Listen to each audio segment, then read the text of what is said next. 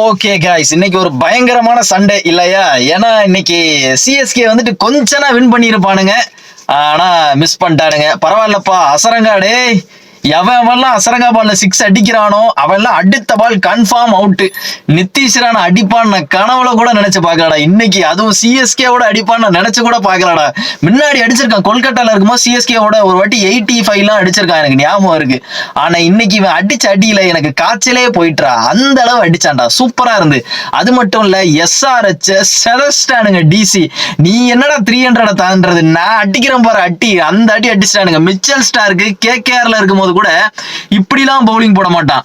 ஆனா சூப்பரா பவுலிங் போட்டான். இன்னைக்கு 5 விக்கெட் ஹால்லாம் எடுத்திருக்கான். அது மட்டும் இல்ல, கேஎல் ராகுல் வந்துட்டான். ஃபேன்ஸ் வெயிட் ஆயிட்டானுங்கப்பா விசாகப்பட்டினத்துல. ஃபர்ஸ்ட் நம்ம சிஎஸ்கே வர்சஸ் ஆர்ஆருக்கு வருவோம். டாஸ் ஜெயிக்குவாரு எடுத்துட்டு நாங்க வந்து பவுலிங் போடுறோம்னா, ஸ்டார்டிங் எடுத்தவொடனே ஜெயஸ்வால் வந்து ஒரு 4 அடிச்சான். அடிச்சோன்னே ஓகே ஜெயஸ்வால் நீங்க வெயிட்டான ஒரு ஸ்டார்ட் கொடுக்க போறான்னு பார்த்தா அடுத்ததே ஒரு டக்குன்னு அவுட் ஆயிட்டான் கலீல் அகமது பாலுக்கு. எஸ்எஸ்வி ஜெயஸ்வாலுக்கு என்னாச்சுன்னு தெரியல. 2023 சீசன்ல மட்டும்தான் அவன் பயங்கரமா விளையாண்டான். அதுக்கப்புறம் எல்லாமே ஒரு மாதிரி எப்படி சொல்ல மீடியாக்கர் மாதிரி தான் விளையாடுறான். எனக்கு தெரிஞ்ச அவன் திருப்பி நல்லா வந்துருவான் ஃபார்முக்கு அப்படின்னு தோணுது. பட் பார்ப்போம். கொஞ்சம் ஸ்ட்ரகிள் பண்றான். அதுக்கப்புறம் சஞ்சு கொஞ்சம் ஸ்ட்ரகிள் பண்ணான்.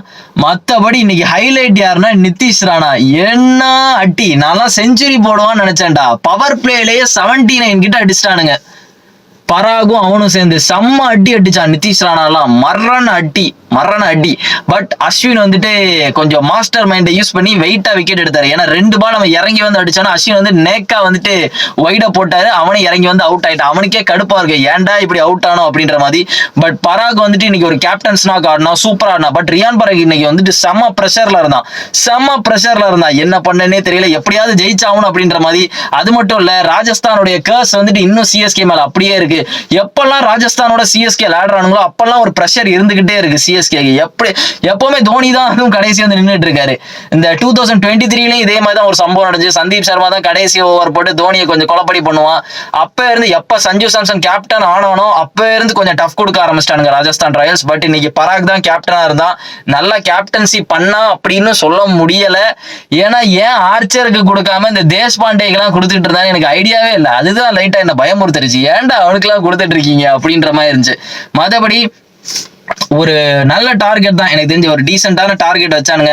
வந்தானுங்கப்பா இன்னைக்கு ஜோஃபர் ஆர்ச்சர்.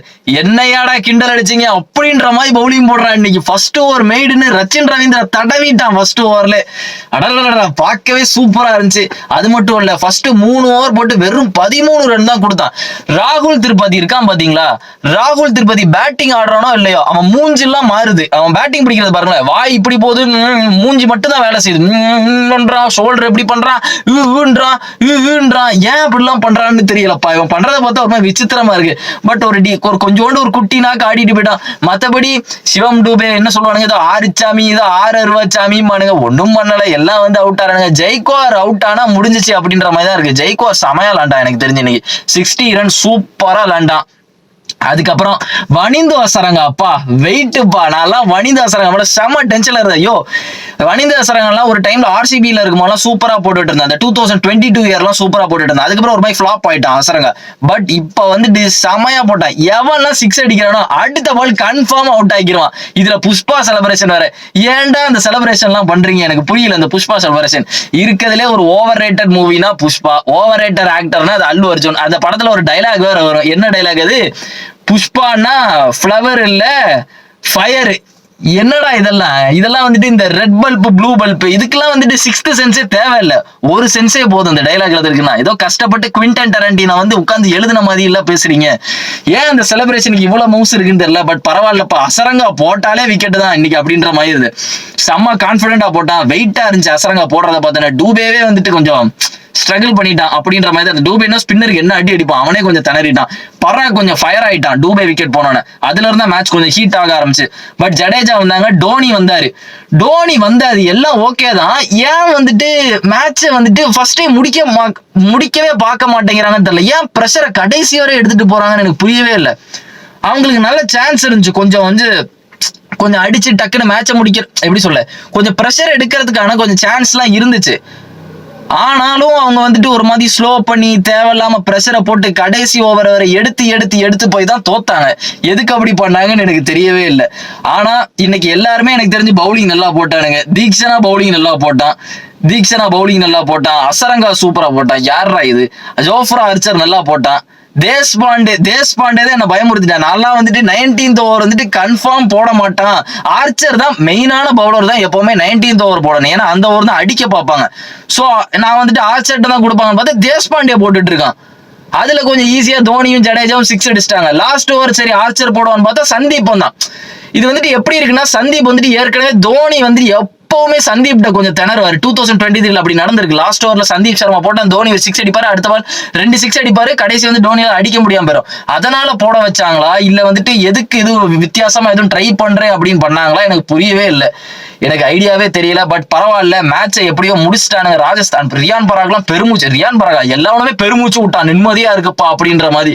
ஏன்னா கிட்டத்தட்ட அவ்வளோ ஒரு பயங்கரமான டீம் வந்துட்டு இப்படி ஆயிட்டு அப்படின்றது பாவமா தான் இருக்கு. போல்ட், விஸ்வேந்திர சகல், அஸ்வின், வேற யாரையோ விட்டேன், ஏதோ ஒரு பவுலர், ஆவேஸ் கானா. சரி ஆவேஸ் கான் வேண்டாம். பட்லர், இந்த மாதிரி பிளேயர்ஸ் எல்லாம் வச்சுட்டு இப்ப டீம் வந்துட்டு அன்பேலன்ஸ்டா இருக்கும் போது ஒரு வின் கிடைக்கிறது வந்துட்டு கொஞ்சம் நிம்மதியா இருக்கும். முக்கியமா பராக்லாம் வந்துட்டு கும்பிட்டுட்டான். எனக்கு தெரிஞ்சு மொட்டை அடிச்சுட்டு வருவான்னு நினைக்கிறேன் அடுத்த நாள் மேட்ச் எல்லாம். ஸோ அந்த அளவு பராக் நிம்மதியா இருக்கும். சிஎஸ்கே ஃபேன்ஸ் எல்லாம் பாவம் எனக்கு தெரிஞ்சுட்டு போறவன்லாம் ஏமாந்துட்டு தான் வரான். சிஎஸ்கேக்கு என்ன ஆச்சுன்னு தெரியல. சிஎஸ்கேக்கும் எம்ஐக்கும் வின் பண்ணே ட்ரை பண்ற மாதிரியே தெரியல. கடைசி வரை எடுத்துட்டு போய் கொஞ்சம் ப்ரெஷர் போடுறாங்க. ஓவர் டைம்ல அடிச்சா 6. பட் எனக்கு கன்ஃபார்மா தெரிஞ்சுட்டு எப்படியும் ராஜஸ்தான் ராயல்ஸ் முடிச்சிருவானுங்க இவனுங்க அப்படின்னு. ஸோ ராஜஸ்தான் ராயல் வெயிட்டா ஜெயிச்சானுங்க. சிஎஸ்கே நல்லா ட்ரை பண்ணானுங்க. பட் இன்னும் கொஞ்சம் சரியில்லை. பேட்டிங்ல என்ன பண்ணுங்க சரியில்லை. விஜய் சங்கர்னா என்னது ஃபர்ஸ்ட் பாலே அவுட் ஆயிருப்பான். அவன்லாம் அசரங்கா பாலுக்கு ஏதோ தப்பிச்சிட்டான். சரியில்லை விஜய் சங்கர். இந்த திருப்பதி மூஞ்சி மட்டும் தான் வேலை செய்யுது, பேட் வேலை செய்ய மாட்டேங்க. மற்றபடி பாத்தீங்கன்னா இன்னைக்கு நல்லா தான் லேண்டானுங்க. பட் இதெல்லாம் பத்தாது. பட் நாளைக்கு இம்பார்ட்டன்டான மேட்ச் இருக்கு. மும்பை வர்சஸ் கொல்கத்தா இருக்கு. அதுல என்ன பண்றானுங்க பார்ப்போம், சாம்பியன் டீம்ஸ்லாம். அது மட்டும் இல்ல, இன்னைக்கு இன்னொரு மேட்ச் நடந்துச்சு கைஸ். என்னோட ஹெட்போன் வந்துட்டு சார்ஜ் முடிய போகுதுன்னு நினைக்கிறேன். எல்லாம் என் நேரம் புண்டை. வீடியோ எடுக்கும் போது தான் இதெல்லாம் நடக்கும். ஸோ இதை சார்ஜ் போயிட்டா நான் டேரக்டா வீடியோல பேசணும். கொஞ்சம் வாய்ஸ் வந்து கொஞ்சம் ஒரு மாதிரி இருக்கும். அதை மட்டும் அட்ஜஸ்ட் பண்ணிக்கோங்க. ஃபர்ஸ்டே சொல்லிட்டேன். இப்போதைக்கு ஓடுது. ஸோ பார்ப்போம். ஸோ எஸ்ஆர்ஹெச்சுக்கும் டெல்லிக்கும் மேட்ச் நடந்துச்சு. டாஸ் ஜெயிச்சோன்னா பேட்டிங்ன்ட்டாம்பா பேட் கமிங்ஸ். இந்த வெயில நாங்க வந்துட்டு 300 அடிக்க போறோம் அப்படின்னா டெல்லி நான் அது பண்ணவே விட மாட்டேன்ட்டான். ஏற்கனவே டிராவிஸ் ஹெட்டுக்கு மிச்சல் ஸ்டார்க்கு மேல ஒரு வீக்னஸ் இருக்கு. நான் வந்துட்டு 2024 ஃபைனலோட ப்ரிவியூல நான் சொல்லியிருப்பேன். நீங்க அந்த வீடியோ பாத்தீங்கன்னா சொல்லியும் அதுலயே நான் சொல்லியிருப்பேன். ஏற்கனவே மிச்சல் ஸ்டார்க்கிட்ட நிறைய வாட்டி டிராவிஸ் ஹெட் அவுட் ஆயிருக்கான். எதுலன்னா இந்த டொமஸ்டிக் கிரிக்கெட்ல இந்த லீக் மேட்ச் அந்த மாதிரி இதெல்லாம் நிறைய வாட்டி அவுட் ஆயிருக்கான். ஸோ அந்த மாதிரி திணறினதுனால எனக்கு கன்ஃபார்மா தெரியும் இந்த மேட்ச்ல ஏதோ ஒன்று நடக்க போகுது அப்படின்னு. ஆனா மிச்சல் ஸ்டார்க்கு 5 விக்கெட் எடுப்பான்னு நான் நினைச்சு கூட பார்க்கலப்பா. கொல்கட்டால இருக்கும் போது நாக் அவுட் மேட்ச்ல சூப்பரா போட்டான். ஃபைனல் செமிஃபைனல்ல செமையா போட்டான். பட் லீக் மேட்ச்ல உள்ள குரூப் ஸ்டேஜ்ல செம்மாட்டி அடி வாங்கினான். ஒரு ஓவர் ரேட்டட் பவுலர் மாதிரி தான் இருந்தான். ஆனா இந்த வாட்டி 5 விக்கெட். ஃபீல்டிங் என்ன ஃபீல்டிங் டிசி இன்னைக்கு பறந்து பிடிக்கிறான். கிறிஸ்டியன் ஸ்டெப்ஸ்னா அது மட்டும் இல்ல, அங்கித் வர்மா மட்டும்தான் எனக்கு தெரிஞ்சு லேண்டா இன்னைக்கு. மத்த எல்லாரும் போயிட்டானுங்க. நிதிஷ்குமார் ரெட்டி டக்கு, இஷான் கிஷன் போயிட்டான். ஒரு செஞ்சுரி போட்டா அதெல்லாம் காணாம போயிட்டான். காவியாவுக்கு ஃபிளைங் கிஸ் கொடுத்துட்டு காணாம போயிட்டான் அவன். அபிஷேக் சர்மா ரன் அவுட், தேவையில்லாத ரன் அவுட். அவன் ஃபாஸ்டா ஓடி இருந்தா கூட அவன் தப்பிச்சிருக்கலாம். பட் ஒரு மாதிரி லத்தாஜிக்கலா ஓடினான். லயபிலிட்டிக்கு எடுத்தான் விக்கெட்டை, அவுட் ஆயிட்டான் தேவையில்லாம. பட் கிளாசனும் வர்மா மட்டும்தான் நீ கொஞ்சம் நல்லா விளாண்டாங்க. வர்மா சூப்பரா விளாண்டா. முக்கியமா அக்சர் பட்டேல் ஓவர்லாம் கடைசியா பொழந்து எடுத்துட்டா இன்னைக்கெல்லாம் ஸ்பின்னர் எல்லாம் கிடைக்கும் போது. மற்றபடி குல்தீப் யாதவும் மிச்சல் ஸ்டார்க்கும் தான் ஹைலைட் பவுலிங்ல சொல்ல போனா. வெயிட்டா போட்டானுங்க 2 பேரும். ஃபீல்டிங் என்னமா ஃபீல்டிங் பண்ணானுங்கடா இன்னைக்கெல்லாம். ஸ்டப்ஸ் எல்லாம் வேற லெவல்ல பண்ணான். அதுக்கப்புறம் பேட்டிங் ஃபேசர் மெக்கருக்கும் ஃபேஃப் டு பிளஸி வந்தாங்க. ஃபேஃப் டு பிளஸிக்கான வயசாச்சு, என்னமா விளையாடுறான். உட்காந்து அசால்ட்டா ஒரு 25 பால்குள்ள 50 போட்டு முடிச்சுட்டு போயிட்டான். ஃபேசர் மெக்கருக்கு தான் ஃபாஸ்டா விளையாடுவான் அப்படின்னு நினைச்சேன். பட் ஃபேசர் மெக்கருக்கு வந்துட்டு ஒரு மாதிரி ஸ்ட்ரகிள் பண்ணிக்கிட்டே இருந்தான். ஏன்னு தெரியல, அவனுக்கு இன்டர்நேஷனல்ல ஒழுங்கா விளையாடாதனால அந்த ஒரு ஃபியர் இருந்துச்சு என்னன்னு தெரியல. போன வருஷம் என்ன ஃபாஸ்டா விளையாடுவான், இந்த வாட்டி ஸ்லோவா விளையாண்டுட்டே இருந்தான். பட் டைம் அவுட் வரும்போது கெவின் பீட்டர்சன் வந்து இப்போ ஏதோ அட்வைஸ் பண்ணாரு, தம்பி நீ ஃப்ரீயா ஆடு அப்படின்ற மாதிரி சொன்னார் நினைக்கிறேன். என்ன கான்வர்சேஷன் போச்சுன்னா தெரியல. பட் பார்க்கும்போது அப்படிதான் இருந்து பேட்டை ஃப்ரீயா விட்டு ஆடு அப்படின்ற மாதிரி சொன்ன மாதிரி இருந்துச்சு. அதே மாதிரி அதுக்கப்புறம் கொஞ்சம் அடிக்க ஆரம்பிச்சான். பட் டக்குன்னு அவுட் ஆயிட்டான். பட் கேஎல் ராகுல் வந்தா ஜாலியா இருந்து. கேஎல் ராகுல் ஒரு சின்ன நாக் ஆடினா, ஒரு பெரிய 6 ஒன்று அடிச்சான். 2 இது அவனும் அவுட் ஆயிட்டான். ஒரு பவுலர் நல்லா போட்டான் சன்ரைசர்ஸ்ல. அவன் பேர் எனக்கு வாயில வரல. ஜசான் நினைக்கிறேன். நான் ஸ்கிரீன்ல காட்டுறேன். ஜசான் நினைக்கிறேன் அவனோட பேரு. சூப்பரா போட்டான். அவன் மட்டும் தான் எனக்கு தெரிஞ்ச ஒரு 3 விக்கெட் எடுத்தான். அதுக்கப்புறம் புரேலும் ஹெட்ஃபோன் ஆஃப் ஆக போகுது. அதுக்கப்புறம் புரேலும் ஸ்டப்ஸும் வந்துட்டு மேட்சை முடிச்சிட்டானுங்க. ஈஸியான விக்டரி டிசிக்கு. எஸ்ஆர்எச் கொஞ்சம் அட்டி வாங்குறானுங்க. பவுலிங் ரொம்ப வீக்கா இருக்கு இவங்களுக்கு. முன்னாடியாவது புவனேஸ்வர், நட்ராஜன் அப்படின்ற மாதிரி ஒரு ஜாம்போலாம் இருப்பாங்க. இந்த வாட்டி அப்படிலாம் இல்லை. முகமது ஷமி வந்துட்டு கொஞ்சம் ஒரு மாதிரி ஆவரேஜா தான் போடுறாரு ஐபிஎல்ல. நான் சொல்ல போனா குஜராத்ல இருக்கும்போது பயங்கரமா போட்டாருப்பா. அந்த இன்ஜுரி வந்ததுக்கு அப்புறம் கொஞ்சம் ஒரு மாதிரி டல்லா தான் போட்டாரு. நம்ம சாம்பியன்ஸ் ட்ரோஃபிலையும் கொஞ்சம் கவனிச்சோம். பழைய ஷமி மாதிரி எல்லாம் போடல, கொஞ்சம் ஒரு மாதிரியா தான் போடுறாரு. பட் பவுலிங் கொஞ்சம் வீக்கா இருக்கு. பேட் கமிங்ஸ்க்கும் ஒன்னும் வேகலை இங்க பவுலிங்ல ஒன்னும். மத்தபடி பாத்தீங்கன்னா டெல்லி அமுக்கிட்டானுங்க. டெல்லி செம்ம ஸ்ட்ராங்கா இருக்கானுங்க. அப்படியே அந்த ஒரு இந்த 2020ல ஒரு டீம் இருந்துச்சு, ஸ்ரேயஸ் ஐயர் கேப்டனா இருக்கும்போது அந்த வைபை கொண்டு வரானுங்க. பாப்பா எப்படி இருக்கு. பட் நாளைக்கு ஒரு இம்பார்ட்டன்டான மேட்ச் இருக்கு. Mi versus Kolkata. மும்பை கண்டிப்பா வின் பண்ணி ஆகணும். அவங்க ஹோம் டவுன்ல நடக்க போகுது ஃபர்ஸ்ட் இந்த சீசன்ல. கண்டிப்பா வின் பண்ணி ஆகணும். ஹர்திக் பாண்டியா மேல நிறைய கொஸ்டின் இருக்கு. ஏன்னா போன வாட்டியே டெஸ்ட் மேட்ச் ஆடி மேட்சை தோக்க வச்சிட்டான். சொல்ல போனோம்னா வின் பண்றதுக்கே ஆடின மாதிரி இல்ல. சோ கண்டிப்பா நாளைக்கு மேட்ச் வந்துட்டு வின் பண்ணி ஆகணும். நிறைய சான்சஸ் இருக்கு. அட்வான்டேஜ் வந்துட்டு ஒரு இம்பாக்டா ஒரு இன்டென்டா விளையாண்டாதான் உண்டு. கொல்கட்டாவும் நல்லா விளையாண்டாங்க. பட் மும்பைக்கு அவங்க ஹோம் டவுன்ல இருக்கிறதுனால நல்ல அட்வான்டேஜ் இருக்கு. ஆனா மொமெண்டம் சுத்தமா மும்பைல இல்ல. எப்ப வந்து ஹர்திக் பாண்டியா உள்ள வந்தானா மும்பைல கால் எடுத்து வச்சானோ அதுல இருந்து அவங்களுக்கு எதுவுமே வழங்க மாட்டேங்க.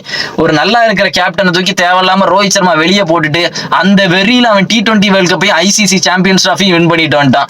இங்க ஹர்திக் பாண்டியா உட்காந்து திணறிட்டு இருக்கான். சோ உள்ள போனா ஸ்ட்ரகிள் தான் பண்ணிட்டு இருக்கானுங்க. இந்த இது எப்படி அவனுக்கு கேம் ஆடணும்னு தெரியல. சோ நாளைக்கு மேட்ச்ல பார்த்தாதான் தெரியும் மும்பை எப்படி விளையாடுறானுங்க. 2 மேட்சை வச்சு ஜட்ஜ் பண்ண முடியும். நாளைக்கு மேட்ச்ல பார்ப்போம். நாளைக்கு யாரு ஜெயிக்கிறாங்களோ அவனுக்கு தான் எனக்கு தெரிஞ்சு லக் அடிக்குது. ஸோ பார்ப்போம். சிஎஸ்கே கொஞ்சம் ஸ்ட்ரகிள் பண்றாங்க. இன்னைக்கு பர்ஃபெக்டான சண்டே ஆச்சு, நல்லா இருக்கு. நாளைக்கு மும்பை மேட்ச் பார்ப்போம். யார் ஜெயிக்கிறா, கொல்கட்டாவா மும்பைன்னு பார்ப்போம். Okay guys, okay, see you in the video. அதுக்கு முன்னாடி வீடியோக்கு லைக் போடுங்க, சேனல் சப்ஸ்கிரைப் பண்ணுங்க, and see you in the video, and remember it, always be on top. Cheers.